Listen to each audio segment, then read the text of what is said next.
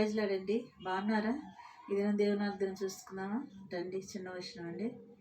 మహోన్నతుడా నీ కృపలో నేను నివసించుట నా జీవిత ధన్యతయున్నది. మహోన్నతుడా నీ కృపలో నేను నివసించుట నా జీవిత ధన్యతయున్నది. ఇది నువ్వు దేవుని వాగ్దానం చూసుకున్నామండి.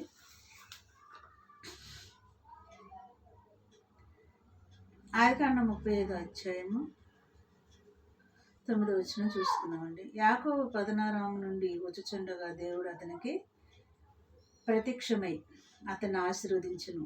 యాకోబుని దేవుడు ఆశీర్వదించాడు. ఇప్పుడు ఫస్ట్ యాకోబుకి ప్రత్యక్షమైన స్థలమున బలిపీఠం కట్టమని యాకోబు గారితో దేవుడు మాట్లాడాడు. యాకోబు గారు భార్య బిడ్డలతో ఇప్పుడు తిరిగి మరలా వస్తున్నాడు.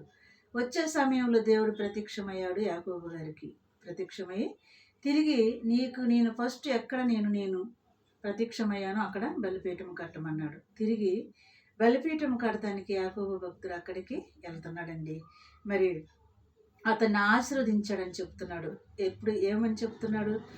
యాకోబు పద్నారాము నుండి వచ్చుచుండగా దేవుడు అతనికి తిరిగి ప్రత్యక్షమై అతన్ని ఆశీర్వదించును. అప్పుడు దేవుడు అతనితో, నీ పేరు యాకోబు, ఇక మీదట నీ పేరు యాకోబు అనబడదు, నీ పేరు ఇశ్రాయేల్ అని మరి చెప్పి అతనికి ఇశ్రాయేల్ అని పేరు పెట్టెను. చూసారా? మరి యాకోబు తన అన్నకాడ నుంచి పారిపోయి వచ్చేటప్పుడు ప్రత్యక్షమైన చోటులో మరలా తిరిగి బలిపీఠము కట్టమన్నాడు. అంతేకాదండి, యాకోబుకి నువ్వు వెళ్ళిన స్థలమెల్లా నేను ఆశీర్వదిస్తాను, నువ్వు వెళ్ళిన స్థలములల్లా నేను నీకు తోడై ఉండి నిన్ను నేను నడిపిస్తాను, కాపాడుతాను, ఆశీర్వదిస్తాను, అభివృద్ధిపరుస్తాను అని యాకోబుతో దేవుడు మాట్లాడిన ప్రకారము యాకోబును అత్యతముగా హెచ్చించాడండి, ఆశీర్వదించాడండి. భార్య బిడ్డలతో సంపదలతో యాకోబుని ఆశీర్వదించాడు దేవుడు. యాకోబుని ఆశీర్వదించిన దేవుడు మనల్ని ఆశీర్వదిస్తాడండి. ప్రార్థన చేద్దాం. కళ్ళు మూసుకోండి.